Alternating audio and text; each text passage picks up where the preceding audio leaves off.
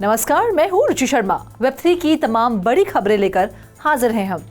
भारतीय वित्त मंत्री निर्मला सीतारमण और US treasury secretary Janet Yellen ने टेक हब बैंगलोर में आयोजित होने वाले G20 समिट से पहले क्रिप्टो पर चर्चा की है।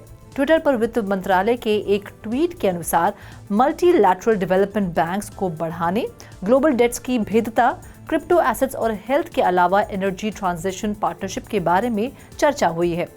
इस दौरान दोनों ने एनर्जी ट्रांजिशन पार्टनरशिप पर चर्चा की, जिसमें यूनाइटेड स्टेट्स और उसके सहयोगी विकासशील अर्थव्यवस्थाओं को कोल प्रोडक्शन और कंजम्पशन से दूर जाने के लिए फाइनेंशियल सपोर्ट प्रदान करते हैं। इस मीटिंग के दौरान उन्होंने भारत की G20 प्रेसिडेंसी के तहत G20 फाइनेंस ट्रैक प्राथमिकताओं पर भी अपने विचार साझा किए। वहीं क्रिप्टो एसेट के लिए संभावित नीति पर आज चर्चा की जाएगी। ये सेमिनार डिजिटल पब्लिक इंफ्रास्ट्रक्चर और क्रॉस बॉर्डर पेमेंट्स के विकास पर चर्चा के अन्य विषयों में से एक होंगे। ये वित्त मंत्री और आरबीआई के गवर्नर शक्तिकांता दास की अध्यक्षता में 2025 फरवरी को पहली G20 फाइनेंस मिनिस्टर्स और सेंट्रल बैंक गवर्नर्स की बैठक होगी। भारत के केंद्रीय बैंक के गवर्नर क्रिप्टो करेंसीज के मुखर आलोचक हैं। जैसा कि पहले बताया गया था, दास ने भविष्यवाणी की थी कि क्रिप्टो करेंसीज के कारण अगला फाइनेंशियल क्राइसिस होगा। वे क्रिप्टो करेंसीज पर पूरी तरह से बैन लगाने के मुखर समर्थक रहे हैं। बढ़ते हैं अगली खबर की ओर। 23 फरवरी को कॉइनबेस ने बेस के रूप में एक बड़े नए प्रोजेक्ट की घोषणा की। ऑप्टिमिज्म के कोलैबोरेशन से इथेरियम के लिए एक लेयर 2 स्केलिंग नेटवर्क बनाया गया। क्रिप्टो करेंसी एक्सचेंज द्वारा न्यूज के संकेत के रूप में free open edition Ethereum NFT drop की, लेकिन ये कॉइनबेस के ओन स्ट्रगलिंग NFT मार्केटप्लेस के जरिए नहीं थी। बेस इंट्रोड्यूस एक फ्री NFT है जिसे कॉइनबेस ने जोरा के जरिए अवेलेबल कराया है, जो एक NFT मिंटिंग प्लेटफॉर्म है और वेब3 क्रिएटर टूल्स पर फोकस स्टार्टअप है। ये एक ओपन एडिशन NFT है, जिसका अर्थ है कि कोई भी एक NFT पर वॉलेट की लिमिट के साथ रविवार को मिंटिंग विंडो समाप्त होने तक आइडेंटिकल कलेक्टिबल्स में से एक का दावा कर सकता है। बेस की घोषणा के बाद से 24,000 से ज्यादा इथेरियम NFTs को मिंट किया जा चुका है। नतीजतन NFT का स्मार्ट कॉन्ट्रैक्ट, जिसमें कोड शामिल है जो प्रोजेक्ट को पावर देता है, इथेरियम नेटवर्क पर सबसे बड़ा गैस गजलर बन गया है, जिसमें कल $271,000 से ज्यादा गैस या नेटवर्क ट्रांजैक्शन फीस का इस्तेमाल किया गया था। बाकी अहम खबरों के लिए करते हैं विशाखा का रुख।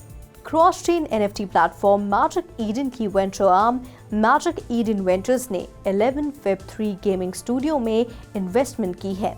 इन इन्वेस्टमेंट का एम Web3 गेमिंग स्टूडियोज को आगे बढ़ाना है। इस इन्वेस्टमेंट के साथ कंपनी NFT प्रोजेक्ट को लॉन्च करने में गेम्स की सहायता करने की उम्मीद करती है। ये इन गेम मार्केटप्लेसेस के जरिए गेमिंग इंफ्रास्ट्रक्चर का समर्थन करते हुए यूजर्स को अट्रैक्ट और एंगेज भी करता है।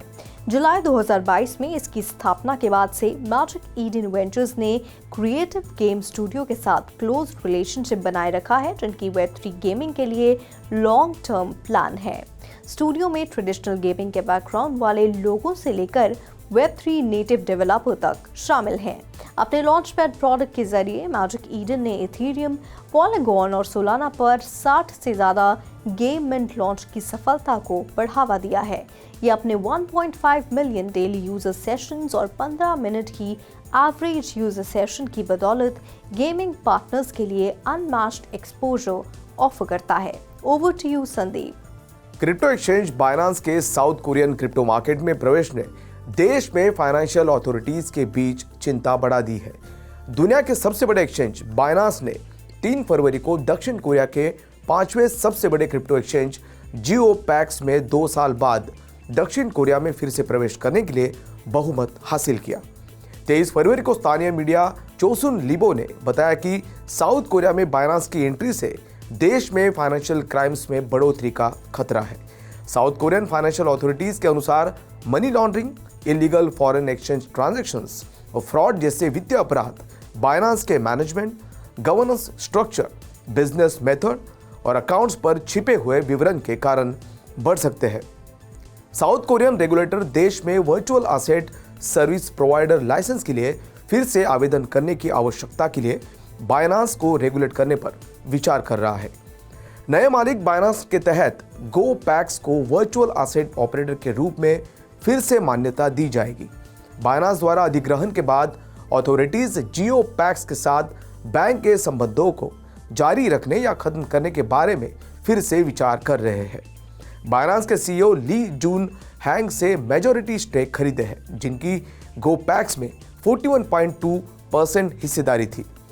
बैरी का सिल्बर्ट्स डिजिटल करेंसी ग्रुप गोपैक्स का दूसरा सबसे बड़ा शेयर होल्डर है। क्रिप्टो एक्सचेंज गोपैक्स ने पहले ही बाइनांस कर्मियों के साथ प्रमुख अधिकारियों को बदल दिया है, जैसे कि बाइनांस के एशिया पैसिफिक रिप्रेजेंटेटिव लियोन पुंग को नए सीईओ के रूप में नियुक्त करना। तो आज के लिए बस इतना ही। ऐसी वेब3 से जुड़ी सभी खबरों को लेकर हम आपसे फिर मिलेंगे। तब तक के लिए देखते रहिए 3.0 TV।